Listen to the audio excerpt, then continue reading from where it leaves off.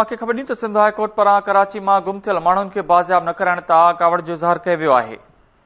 अव्हांखे अपडेट कयूं त अदालत पारां वफ़ाक़ी ऐं सूबाई हुकूमतुनि खां जवाब तलब कयो वियो आहे। माण्हुनि जी बाज़ियाबी लाइ समूरा वसीला ख़त आणण जी हिदायत कई वई आहे। सिंध हाई कोर्ट पारां कराची मां गुम थियल माण्हुनि खे बाज़ियाब न कराइण तां कावड़ जो इज़हार कयो वियो आहे। अव्हांखे ॿुधायूं त अदालत पारां वफ़ाक़ी ऐं सूबाई हुकूमतुनि खां जवाब तलब कयो वियो आहे।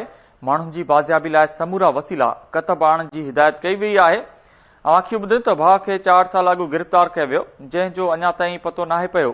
खंबे गुम कयल शहरी धणी बख़्श जी भेण अदालत ॾोह दाऊं कयूं आहिनि। अदालत DIG मलिक खे 21 मार्च ते तलब करे वरितो आहे।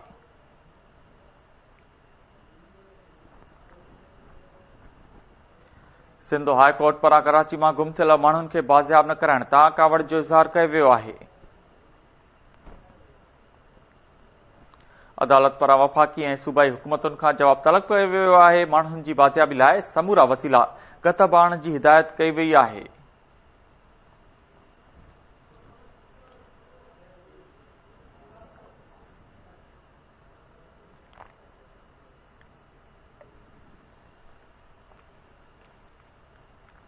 अव्हांखे अपडेट कयूं त सिंध हाई कोर्ट पारां कराची मां गुम थियल माण्हुनि खे बाज़ियाब न कराइण तां कावड़ जो इज़हार कयो वियो आहे।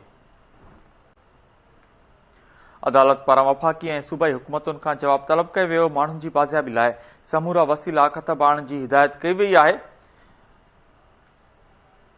भाउ खे 4 साल अॻु गिरफ़्तार कयो वियो, जंहिंजो अञा ताईं पतो नाहे पियो। खंबे गुम कयल शहरी धणी बख़्श जी भेण अदालत ॾोह दाऊं कयूं आहिनि। इन हवाले सां वधीक तफ़सीलनि लाइ असां सां लाइन ते मौजूदु आहे कराची मां KT न्यूज़ जो रिपोर्टर आज़म ज़ोरानी। जी आज़म, अपडेट कजो।